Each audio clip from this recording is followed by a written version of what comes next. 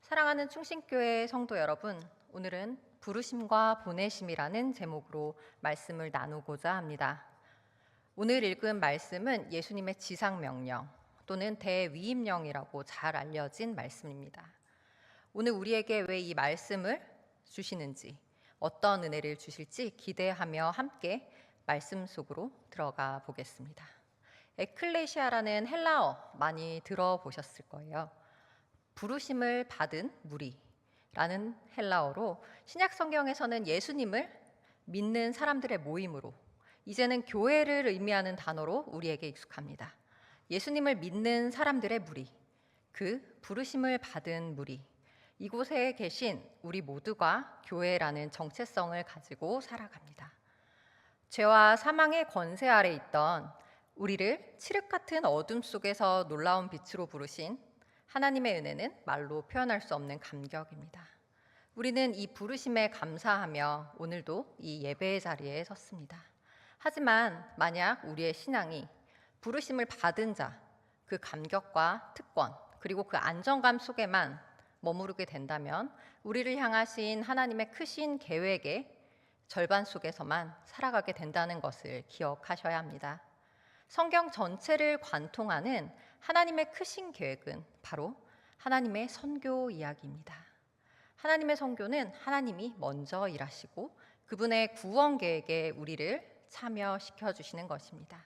하나님께서 부르신 백성을 다시 세상 속으로 보내 하나님의 구원 계획을 이뤄 가십니다. 부르심이 그리스도인으로서의 정체성을 깨닫게 해준다면 보내심은 그 정체성을 가지고 어떻게 살아가야 하는지 우리의 사명을 깨닫게 해줍니다.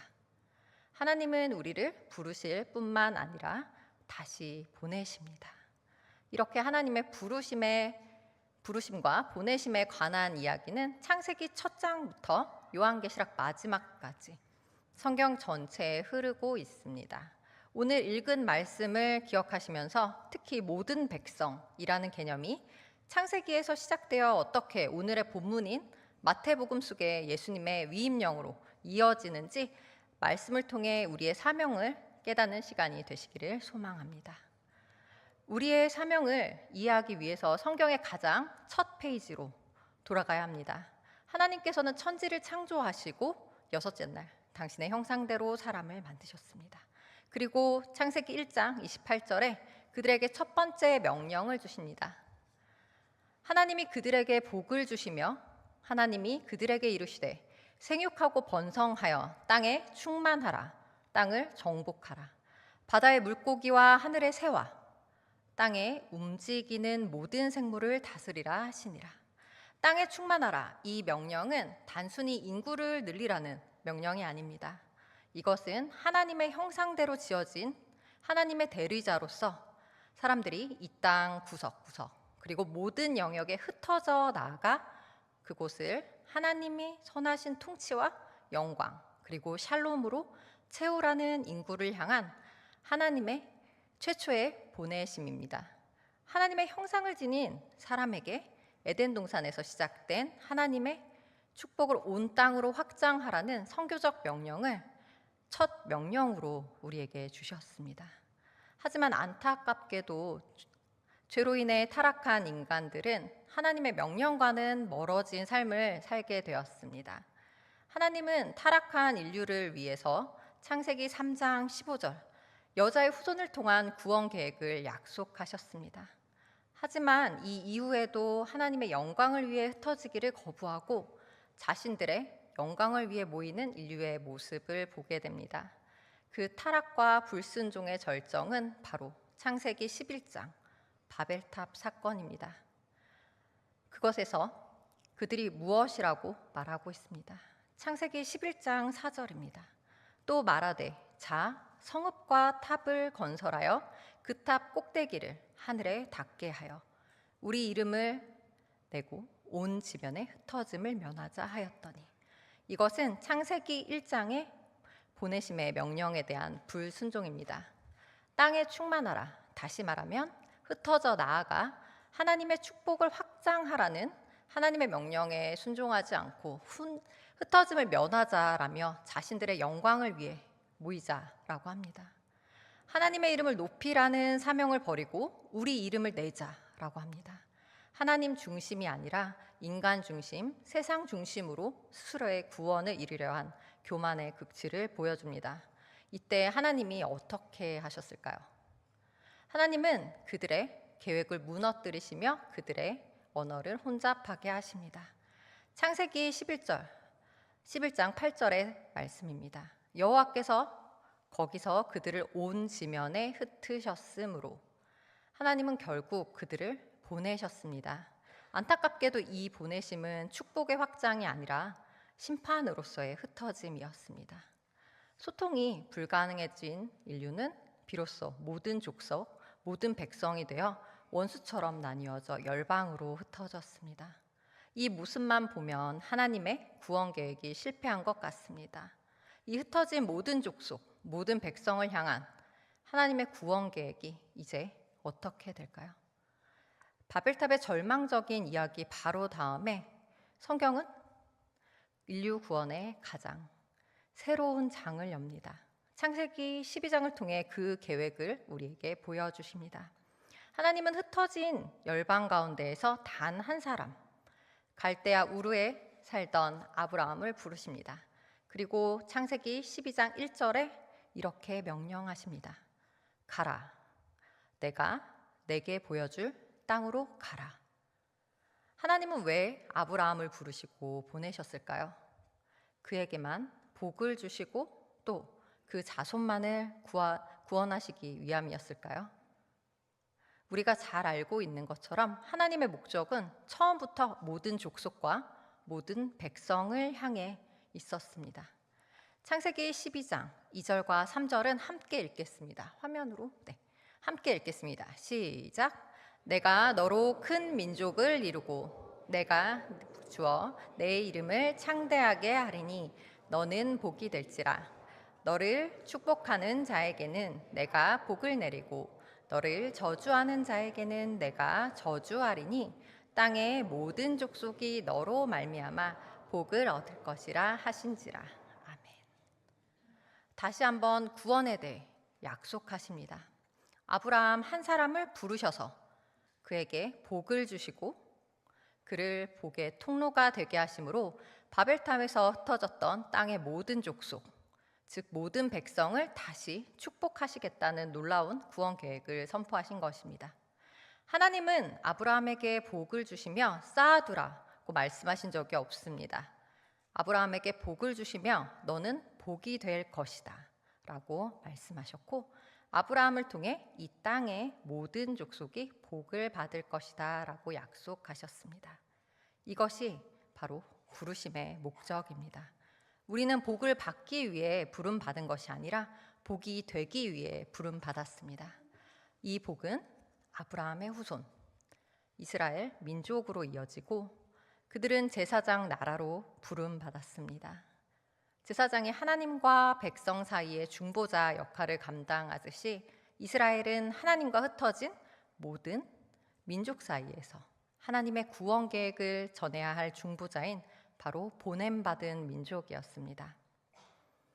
아브라함에게 주신 약속인 땅의 모든 족속이 너로 말미암아 복을 얻을 것이다 라는 이 말씀은 수천 년이 흘러 예수님을 통해 성취됩니다. 예수님은 보냄받은 자의 원형, 우리가 본받을 기준이 되십니다.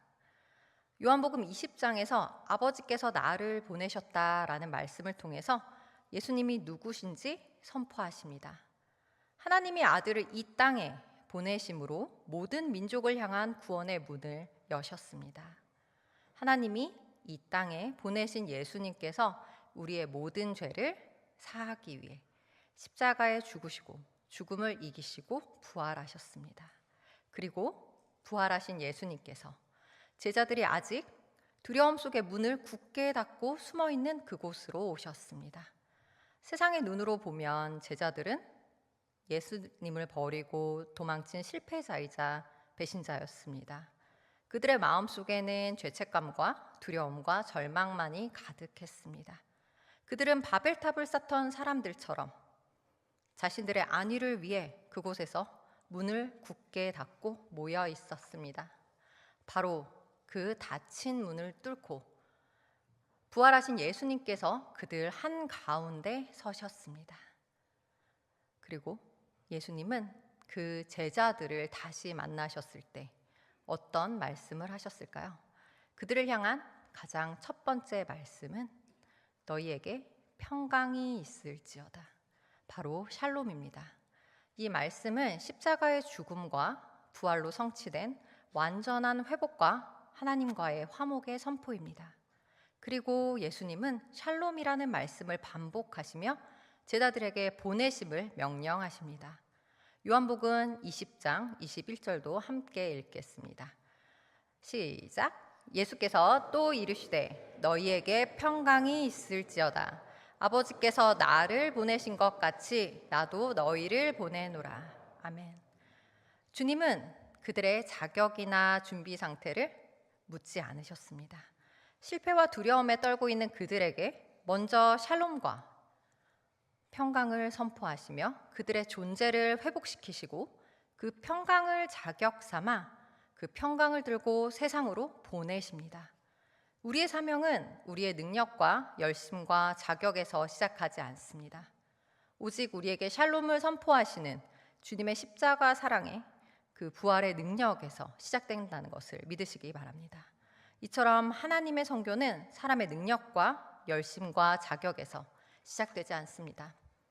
하나님의 선교가 무엇인지 그리고 우리에게 선교의 방법과 전략과 모델을 말씀을 통해 친히 보여주십니다. 아버지께서 나를 보내신 것 같이 아버지께서 그 아들 독생자 예수 그리스도를 이 땅에 어떻게 보내셨습니까?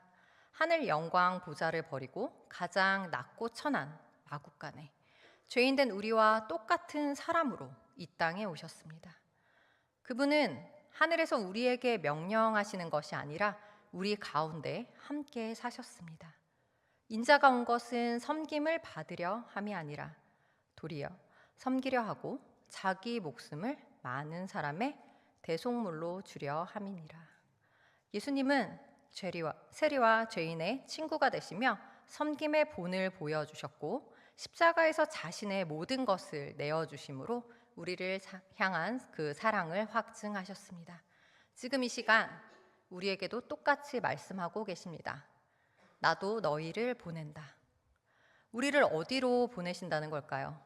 문을 닫고 우리끼리만 예배하고 교제하는 것이 아니라 혼란스럽고 때로는 우리를 배척하기까지 하는 세상 속으로 우리를 보내십니다.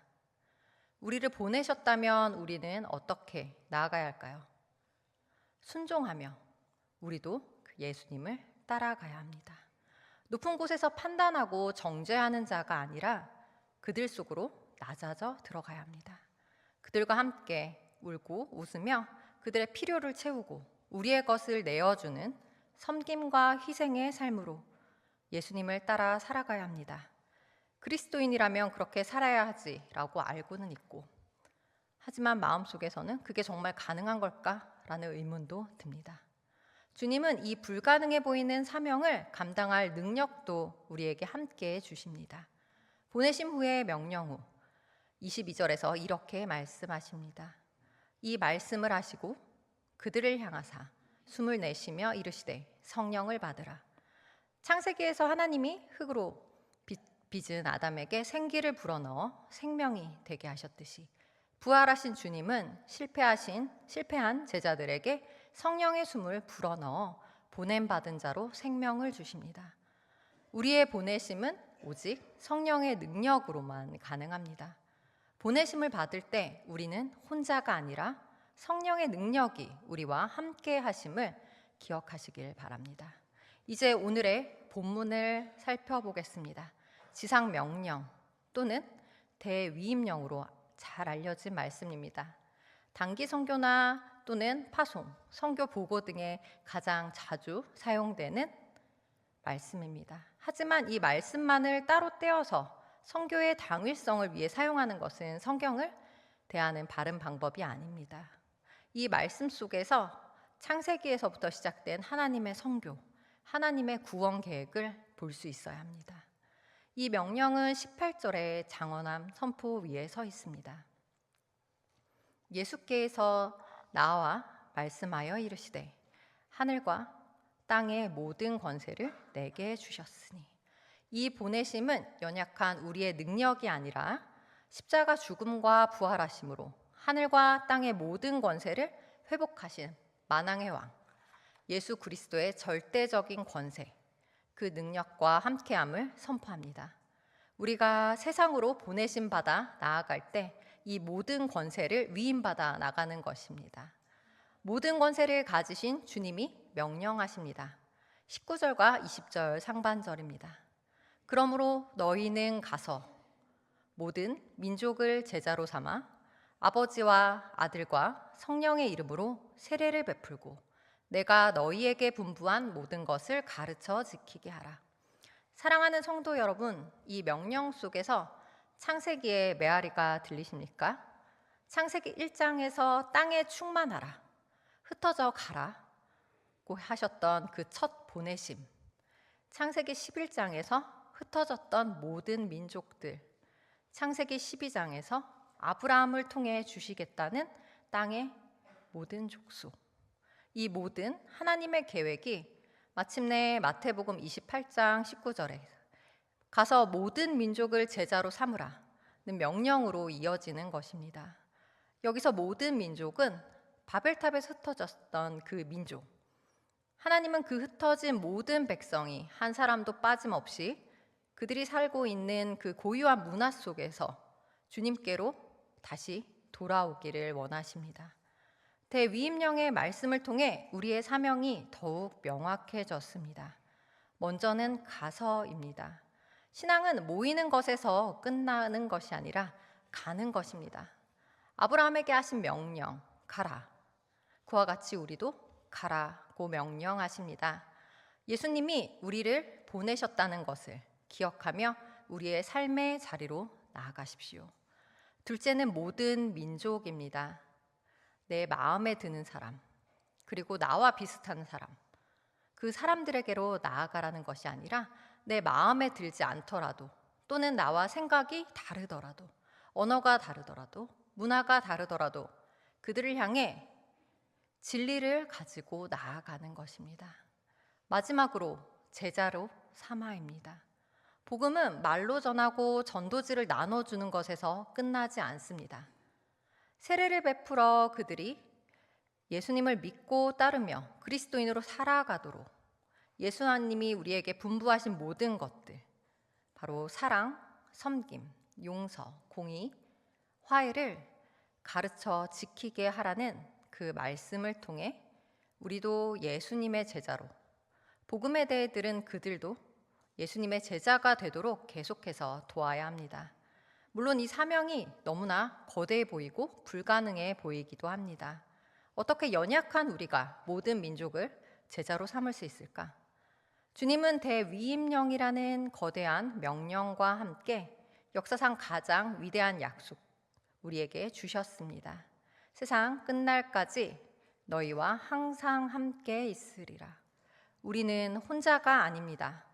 모든 권세를 주신 주님께서, 우리를 보내시는 그 주님께서 우리가 순종하며 나아가는 보내심의 자리에 세상 끝날까지 단 한순간도 빠짐없이 우리와 함께 하십니다. 이것이 우리의 유일한 능력입니다.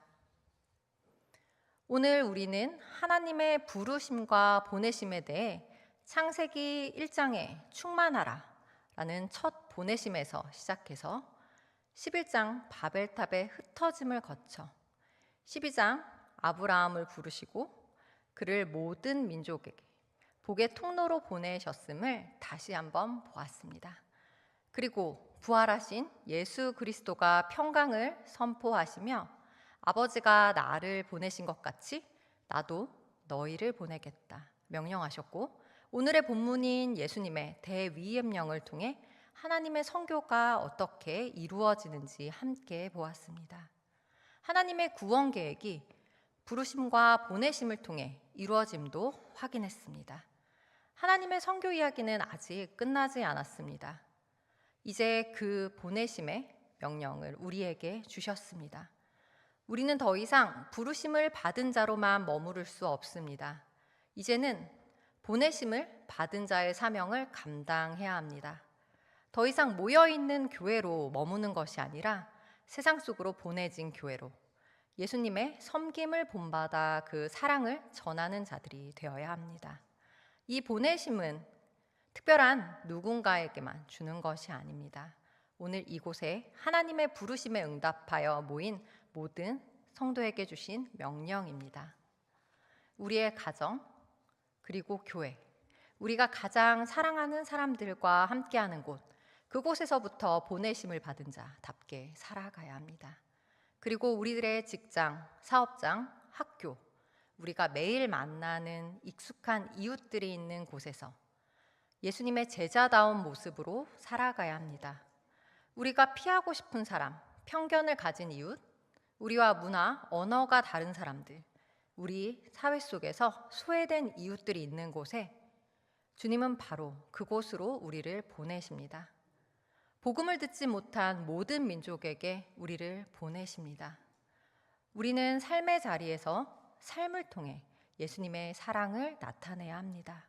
사랑하는 성도 여러분, 하나님의 부르심에 감사하며 이제 주님의 보내심에 순종하시기 바랍니다. 오늘 예배를 마치고 예배당 문을 열고 나서며 하나님께서 나를 보내신 것 같이 우리를 세상 속으로 보내셨음을 기억하십시오. 그리고 삶의 모든 자리에서 모든 민족을 향한 하나님의 평강과 축복의 통로로 쓰임받은 보내심을 받은 자의 거룩한 사명을 기억하십시오. 저는 초등부 전도사로 섬기고 있습니다. 초등부 예배 후에 저희 친구들이 새 친구를 환영하는 시간이 있는데 이 시간에 친구들이 오지 않았을 때 초등부에서는 서로에게 하는 말이 있습니다. 그게 뭘까요?